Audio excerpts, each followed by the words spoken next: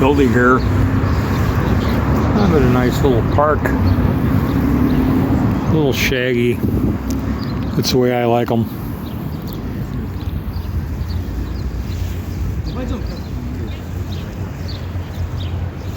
A little run down. But hey, it's free. It's nice to sit in a shaggy park. There's more mud and broken concrete and some trash laying around. It looked like the parks used to in Crimea before Russia fixed them all up. Just got back from the Vauxhall. Bought my bus ticket to the airport tomorrow. I decided next day on the Lithuania. Really wanted to go there, but I got to take calculated risks. So I gotta calculate what I'm doing. I'm gonna call in a few hours. I'm gonna give them a call. I tried once, didn't reach anybody, but they say I gotta have some sort of waiver. I guess it's a waiver for not having a Schengen visa because I'm a U.S. citizen. I have to get this waiver, but I get it online. But the site that you get it on doesn't seem to be functional. So I'm going to call them and see what's the deal. Is this not online yet? Do I need this? How do I get it? What's wrong with your site? What's the deal?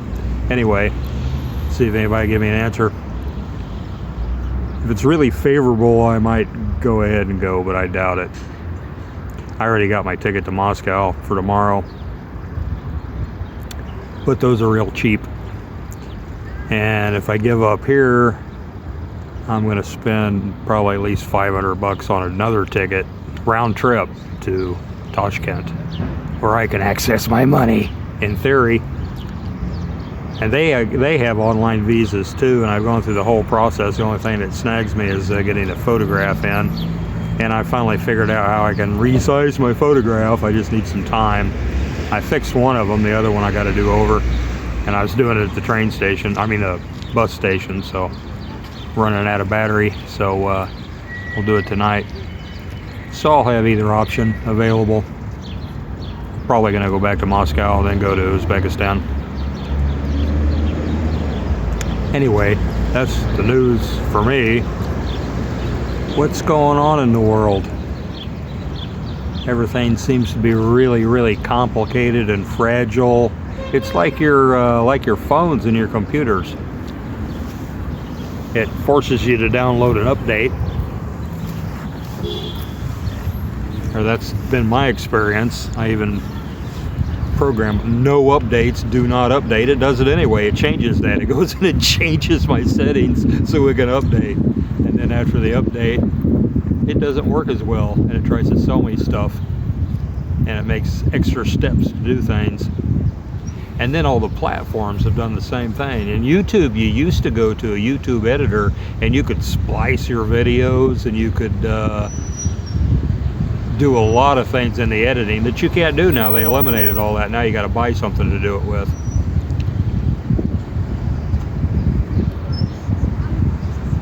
And it's not just platforms, not just your PCs, not just your phones, it's everything. They're making it so there's so many ways that they can keep you from getting what you want and make you do other things and make you buy stuff, make you stay put. That's what it's all about. It's the great update.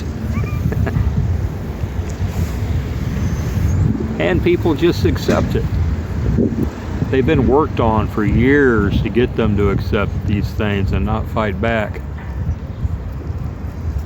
People can't even find the language or the rhetoric to fight it because they don't teach rhetoric in school anymore. They quit that a long time ago. They don't teach logic, for crying out loud. People don't notice things. They don't notice little tricks. I remember my sister came home from school. This would have been like 1970 or so. I think she was a freshman, so it would have been 68 or 69. And I remember it. She was so happy they eliminated Latin as a requirement for graduation. She didn't have to take Latin. Whoopee! And all the kids, didn't like all that work. and they thought it was meaningless. Why do you learn a dead language? Nobody speaks Latin. You're not going to be a doctor. What do you need it for? That's the reasoning. Well, getting a working understanding of Latin helps you understand your own language on a much deeper level. And it also, as a society, it prevents you from allowing changes to be made constantly till it gets to the point where you can't express yourself or you can't even articulate certain ideas. There is an agenda to do that. George Orwell described it quite nicely in 1984, where the powers that were in Ingsoc, Big Brother, started redesigning the language for people. They've come up with Newspeak. Everybody's supposed to speak Newspeak. They didn't have a word for bad. Only one word for good. If you had to have a superlative, you would say double plus good. Big Brother is double plus good. People that don't like Big Brother are double plus ungood. You've read 1984, you know what I'm talking about. The language could be shaped in such a way where their theory was eventually people won't even be capable of thinking of rebelling. That's not true. These are materialists. That's how they think. They think if they control the language, you won't be capable of having your own thoughts. And that didn't work, because thoughts of rebellion against tyranny and thoughts of rebellion against evil and war on truth, that comes from above. It can drop right into your soul any minute, and you accept it, you're dangerous. Doesn't matter what the language does.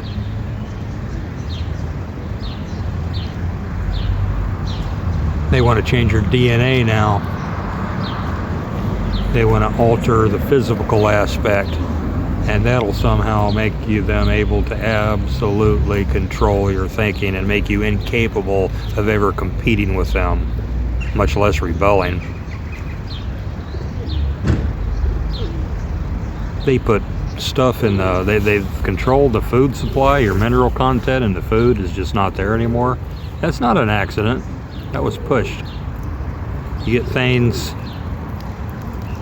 grown in chemicals and growth medium with chemicals in it, or even just depleted soil that's been laced with artificial fertilizers. It doesn't have any mineral content.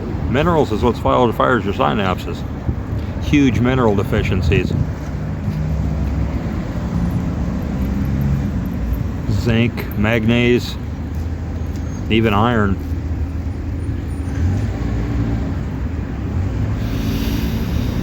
So people are dumber. They are actually dumber.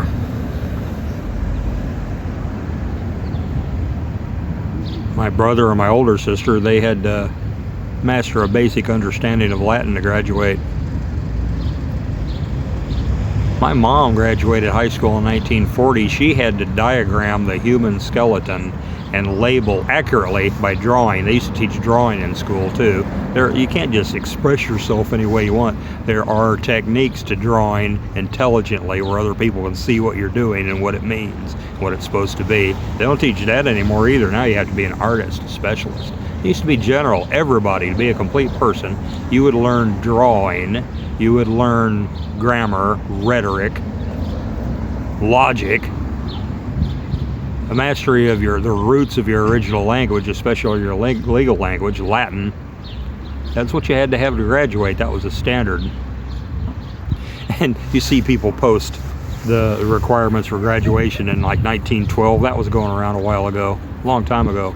And the fact checker says this is irrelevant because, people are not dumber because back then that language is not relevant anymore. Oh yes it is. It's very relevant. Who decided it's not relevant? The people who want to weaken you and make it so you can't fight back. You know the roots of your own language and the history of words, where they came from, their original meaning, much less likely to turn it into newspeak. God, you can't listen to the media. Oh man, they change the meaning of words all the time. With style and fashion, it changes. We'll be back momentarily. That just gets me. Momentarily doesn't mean that. In a moment. Why not say in a moment? No, they say momentarily. Why? That means for a moment. Now, I know you'll be back for a moment. Everybody knows that. That's not what you mean. But they all start doing it. Third world countries and cities, they all started pronouncing them with an accent. That started in the 80s. You remember the news people, the talking heads, talking about Nicaragua, San Salvador. Why do they do that? They're coxcombs. They're showing off. They're better than you. They're down with the brown. They don't do that for European places. They don't say Moskva. They don't say Dusseldorf. Virtue signaling. They changed Bombay to Mumbai. Sounds to me like just an accent. Why can't we use the English word for it, which is Bombay? No, you're a racist. You have to say Mumbai. How did that happen anyway? Some English sailor asked somebody, I say, good fellow, what's the name of your city? Mumbai. What did he say? Mumbai. I think he said Bombay. I don't know. Maybe it's just an accent. Maybe I'm wrong. It's funny anyway, though.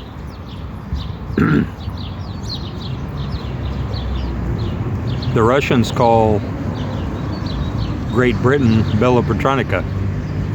They don't change their language to say Great Britain. Russian for Great Britain is Bella Britannica. Nobody takes offense. English people call Moskva Moscow. Nobody's upset about this. All this tiptoeing around and accusing people of racism, it just destroys the language. It's just verso signaling. It's a shame. It's a bloody shame, that. It's important to learn rhetoric and know how to express yourself in such a way where you can convince people of what it is that you have to show, your truth. And by your truth, I don't mean something that's different than other truths. It's just your expression of it. That's what it was for. I saw some serious rhetoric today, and I had to judge it. I'll put a link down here. I saw this. Somebody that I think well of posted it on Facebook, and it's somebody I've never seen, revealing the world religion that is pretty much everybody of any power in the world, according to this guy. I disagree. Everybody that thinks they have an absolute lock on power and are very powerful people, these corporate heads and these heads of state and these organizations, the ones that brought you the pandemic, the ones that brought you I support Ukraine, you know, those guys. They're all on the same page because they all have the same ideology and the same religion. And this guy has made a pretty good point of proving it. This video was 5 hours long. I skipped through it. I'm not watching 5 hours. And I can see that he's just making the same point over and over and over again. He's got tons of evidence. Well, that's the thing, you know. He's showing hundreds and hundreds of the most influential and important people in the world all making the hand gestures, the same hand gestures, and then these gestures were introduced and described by various people in certain organizations, over 100, 120, 150, 160 years ago, and before that even. But anyway, the guy started out his video by saying, he gave this dramatic story. He was in a car and his driver fell asleep. He was sleeping and then his driver fell asleep. Oh, your driver falling asleep, that's not so good. But they were going 100 kilometers an hour, and God personally woke him up just in time to wake up his driver and stop him from crashing into a concrete wall. God saved him so that he could bring you this message. Okay, when I hear something like that the guy is using rhetoric. Whether it actually happened or not, He's using it as a tool to make you listen and believe. Even if it really happened, I don't think it's relative to what he had to say. It didn't lead any credence to it, unless you're kind of stupid, really. Oh, wow, really? Oh, I better listen. No, it had nothing to do with what he's saying. And I see rhetoric like that, I'm pretty suspicious. Okay, let's see, what else has this joker got to say? I'll listen. And like I said, I skipped around through it. I didn't find anything wrong with it. He pulled a couple of other little tricks, and he portrayed sort of a narcissistic view of himself, just with his way he phrased things and about himself. But otherwise, it's a pretty good video. I think it's probably true. It wasn't over the top. Didn't make any false claims that I could think of. Everything lines up with what I believe. Claims to have been an insider who'd been initiated into this religion and decided to go against it and spill the beans, so to speak, at great danger to himself, and that might be true. If he's an actor and he hangs out with these people, yeah, he'd be a narcissist. It's something that takes the rest of your life to get rid of, probably. It's a process. I'm not being judgy, but I'm leery of people that show those characteristics. And he's well-versed in rhetoric. He's a freaking actor, for crying out loud. I think he was an X Factor or something like that. So that little setup at the beginning, well, it's a rhetorical trick, and people use that without even thinking about it, I guess. It's just part of speech. So it doesn't necessarily mean that what he's got to say is untrue, or that he's on the wrong side. But you need to watch things like that. When people use that sort of rhetoric. Because that little thing about crashing into a wall, even if it's true, he's setting things up as some sort of proof that he's on a mission from God. And maybe he believes he is, but that didn't convince me. I'm just taking your word for it that that happened. You know, I woke up from being asleep in a car going 100 miles an hour before too. Yeah, I spun out on a like a 45-degree embankment heading down into the Mississippi River. That was a long story. Alcohol wasn't even involved. Just driving straight through from Houston to Chicago over and over again. Odds catch up with you. I came out of it and got back up on the road before the guardrail started. That was pretty good. Lucky? Yeah. Did God help me? Probably. He's pretty good. He does things like that. I'm not going to say it's some sort of proof that I was preserved to be here now and give you a message. That's pretty narcissistic, really. I'm not going to say that. I almost ended up flipping over and getting injured real bad or worse because of my own stupidity of driving straight through from Houston to Chicago over and over again in a like a 30-year-old sport coupe. What was it? It was a 72 Olds Cutlass. That thing was shot too. Didn't have any springs left. But anyway, that's irrelevant. I'm surprised I got out of that and got back up on the road. But it's not proof of anything. And people that set things up like that, I don't know, that's borders on taking the Lord's name in vain. It's something that I absolutely know beyond a shadow of a doubt is true. And I'm going to tell you this.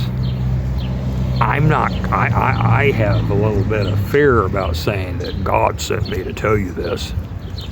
I don't know about that. He'd have to pretty specifically actually tell me in real time something. I don't think it'd convince anybody if you told them that God told you something.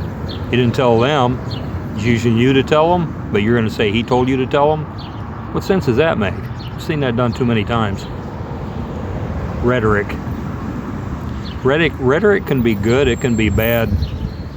I'm going to put another link in here too. Okay, you can watch a little bit of that guy. Just watch the beginning of it. Watch the whole 5 hours if you want. It's pretty interesting, but it's all stuff I think we all pretty much know. But I'm going to put another one where you don't see any rhetoric. There's a soldier from Dagestan working with the Chechens and the Russian armies, telling what he saw in Mariupol.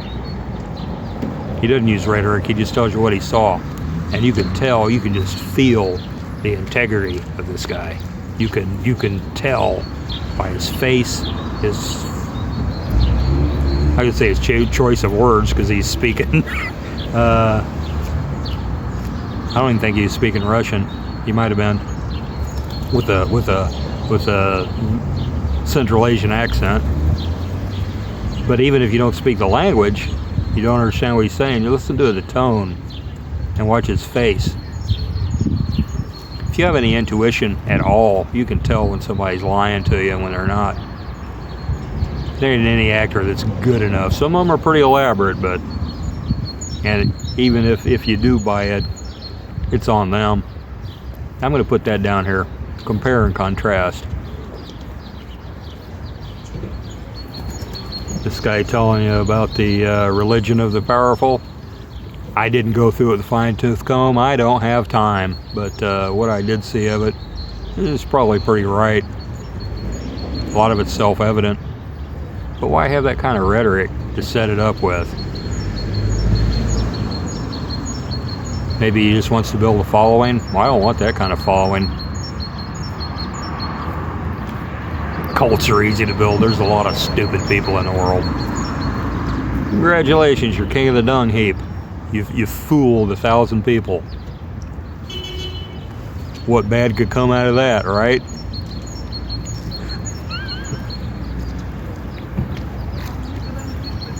Teach your kids logic, rhetoric, and grammar.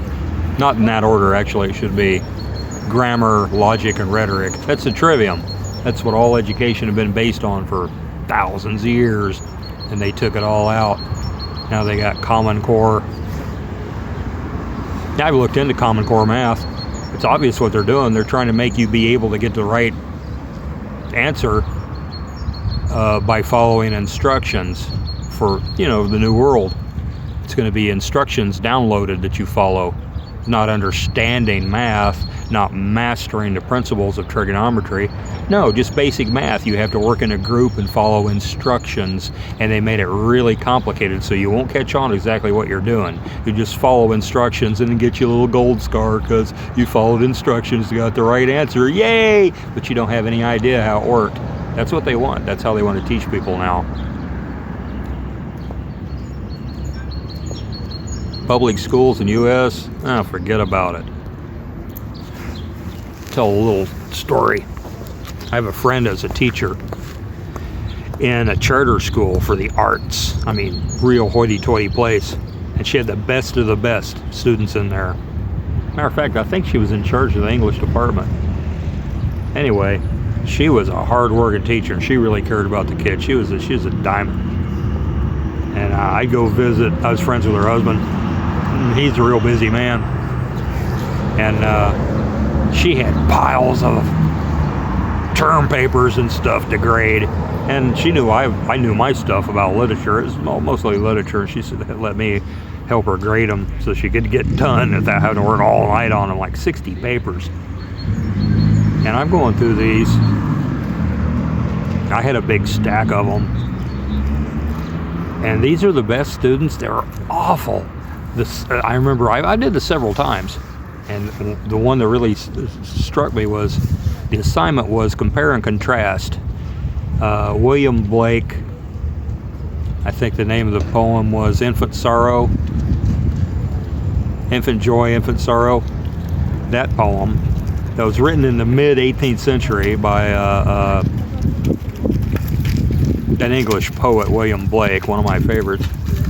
Compare that with Sylvia Plath, a 20th century nihilist, and her poem by the same name. I think it was Infant Sorrow or something like that. Okay, hers was nihilistic. His was tongue-in-cheek. Good-natured English humor. I don't remember the lines exactly, but it's like a screaming fiend is launched into the world. Well, babies make a lot of noise when they're born, right?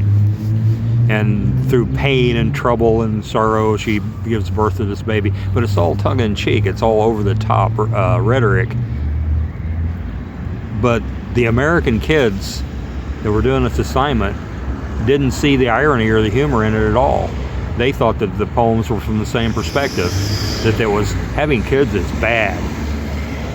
People don't want to have kids because it's painful, and then you got to take care of it for 18 years, or 23 if you're a leftist, liberal, fake leftist.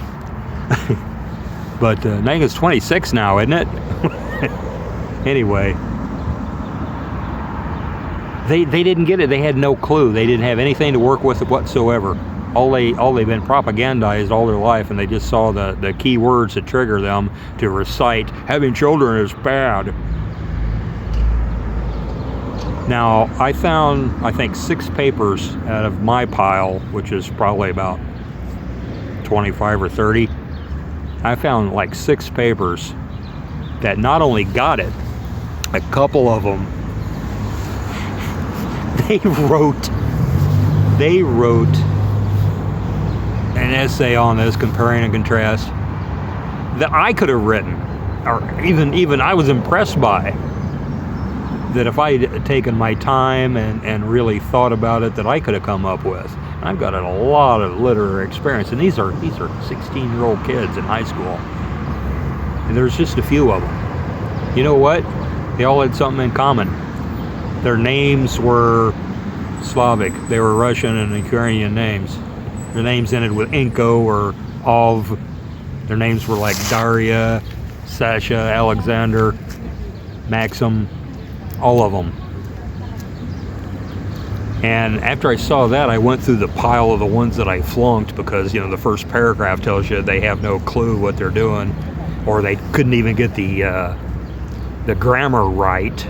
They didn't even have, the paper built in such a way or it could be easily graded according to instructions. Couldn't even follow simple instructions. I went through them. I didn't see any Russian or Ukrainian names among them.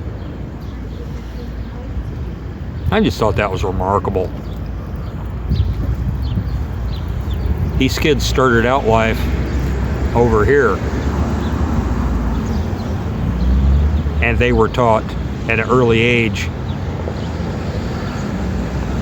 grammar, logic, and rhetoric. See why I got my kids at school here? And there's forces that are trying to change that. Oh, we need to westernize the schools. There's forces that are opposing that big time. And it's good. Anyway, that was an interesting experience. It's anecdotal. You have to take my word for it. I could be lying about it, but yeah, you're a good judge of character.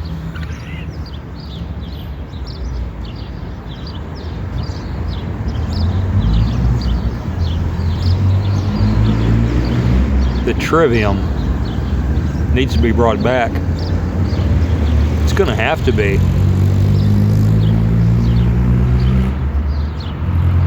All this great reset or great update or whatever it is, it's not going to stand.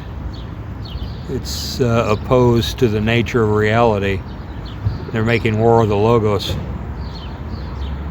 by twisting things and changing the meaning of words and taking the minerals out of your food so you become stupid, and giving you free porn and free entertainment. Not everybody buys it.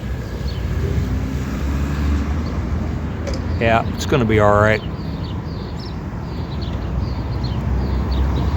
Well, tomorrow I got to get up early, go to the bus station, get on the bus, go to the airport, fly to Moscow.